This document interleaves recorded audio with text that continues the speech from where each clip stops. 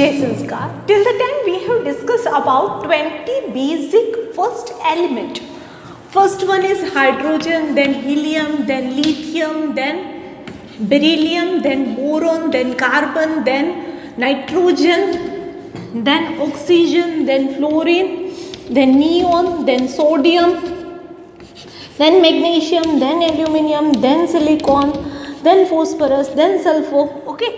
So what we are doing over here, this one all has this atomic number. Atomic number stands for number of proton present in it. Okay. Okay. So this is number of proton. It is also called atomic number. Okay. Next we are going to discuss is electron distribution. So number of proton is equal to number of electron ideally. Okay. So there would be 1. So electron can be distributed K, L, M and N shell. So K shell can occupy maximum 2 electrons, 8 in L, 8 in M shell and again 8 in N shell. So let's just see over here 2 maximum, then 2 in L shell wala electron, 2. So what happens generally if there is a maximum occupancy of 8 electrons like this, let's just say. So if there is a 1 electron is missing, then we can have this electron from, we can borrow or we can take out from any one other which has this excess of it.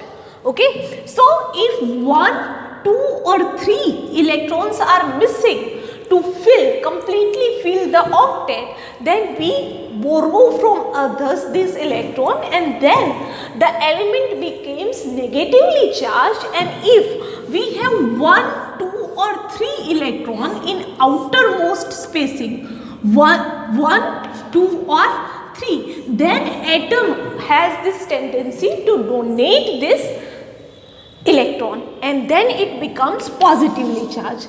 So let's just say over here lithium has only 1 electron, it requires 7. So it is not possible for it to gain 7 electrons, so it will donate 1 electron. So for hydrogen, hydrogen, I can say hydrogen has only 1 electron, but it has a tendency to give it to something else. Now let's just talk about chlorine, sulfur, chlorine, argon, potassium and calcium as 20. Okay. So argon, chlorine has 17 electron. Over here the distribution would be like 2 plus 8, 10 plus 8, that is 18. So over here 2 plus 8 plus 7. It requires only 1 electron. So it may get this 1 electron from hydrogen, therefore it is called negatively charged. It requires 1 electron. It has only 1 electron, positive way it has and it requires. So the formula of it is going to HCl, hydrochloric acid or HCl. Next is hydrogen. Hydrogen has a +1. Why we have already discussed. Now let's just talk about sulfur. Sulfur has this structure 2, 8 and 6. It requires 2 more electrons. Therefore, we will say it is, because it requires electrons, so we will say -2. Formula we will write like this. Hydrogen 2, hydrogen this one 2 and sulfur 1. 1 is not required to write, so we will write H2S, hydrogen sulfide. Next, water has +1. Why we have already discussed. Let's talk about oxygen. Oxygen over here, electron distribution 2 plus 6. Okay, total 8. But over here, to complete this particular octet, we require 2 more electrons. So minus 2. So the formula is going to be like this. Never use minus or plus in formula. It would be simply H2O. It is a formula of hydrogen dioxide. Next is carbon. Carbon has the structure 2, 4. It requires 4 other electrons. So we will say plus 4. And for this one, second one, chlorine. Chlorine we have already discussed. Why minus 1? So C1 Cl4. So we will simply write CCl4, carbon tetra.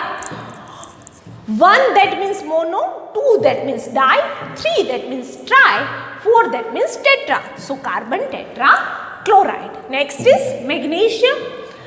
Magnesium over here has a structure 2, 8, 10 and over here 2. 2 plus 8, 10 plus 2, 12. 12 number of electrons. It can easily, so donates 2 electrons and becomes positively charged. So it will become, while chlorine has tendency to accept. Let's talk about aluminium over here. It has structure 2, 8 and 3. So it is supposed to lose 3 electrons and therefore it is plus 3. It is losing. While oxygen is gaining 2 electrons, therefore negatively charged. So we will see Al2O3. It is called aluminium oxide.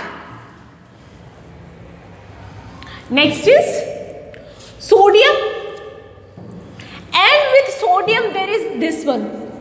So for sodium plus 1, why we don't know it? Like 2, 8, 1. 1 excess electron, it will leave this. If this electron leave this shell, then this shell will be entirely completely filled. Okay. So plus 1. NO3. Now whenever there is a other one is a bunch of thing, then you are supposed to write it separately. NO3. Okay. For sodium, for nitrogen, the structure would be 2 and 5. It requires 3 electrons. Right? It requires 3 electrons. So we will say it has 5 electrons. Whatever which is given to you. What is that? 5. For oxygen, oxygen requires over here, oxygen requires 2 more electrons. So 2, but these type of 3 oxygens are there. Okay, minus 2 and plus n. So 5 minus 6. So answer is going to be minus 1. So total would be 0 obviously. So sodium nitrate. Sodium nitrate. Next is calcium and oxygen. For calcium, it has 2, 8, 8, 2. This kind of structure. So it is supposed to remove this 2. So this is become positive, positive. Oxygen has minus 2. So we will not say Ca2O2. If both are equal, then just CaO, calcium oxide. Next is calcium hydroxide. For this one we are again supposed to do this thing. Over here oxygen, hydrogen. Oxygen has, yes, minus 2 while hydrogen has plus 1. So total charge minus 2 plus 1. Answer is minus 1. So we will have calcium OH twice because entire this is considered as a 1. So into bracket and multiplied by 2. Similarly, you may achieve for Na2CO3 or NH4 twice SO4. Okay, this might be it might seem difficult, but you can easily solve these questions. You can easily write this formula. Just apply brain and just do it. Page number 91 in your textbook, which gives entire electronic structure of entire this 20 elements, 18 elements. So try to see from those, try to see the valency, outer side of electron, how these things are going to work. Okay, if you have any query, doubt, anything like that, you can always ask me. Otherwise, that is sufficient for you to understand this writing chemical formula. There are certain rules that that need to be followed, but once you master at writing it, then I think that is more important than understanding oral formula and all stuff. Okay, so that's all for now. Thank you.